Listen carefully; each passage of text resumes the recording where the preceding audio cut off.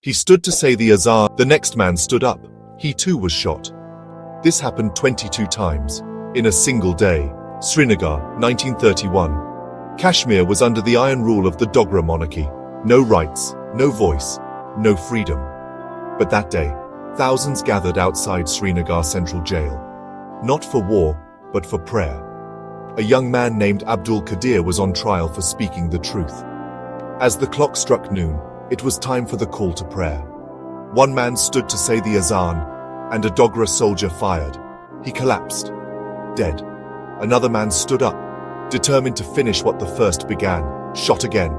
This continued until 22 men were killed, one after another, just for calling to God.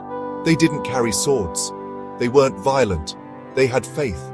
But their sacrifice shook the mountains of Kashmir and wrote the first chapter of resistance in blood. July 13th became Kashmir's Martyrs' Day. It was more than a protest. It was the birth of a movement. If you've never heard this story before, ask yourself why.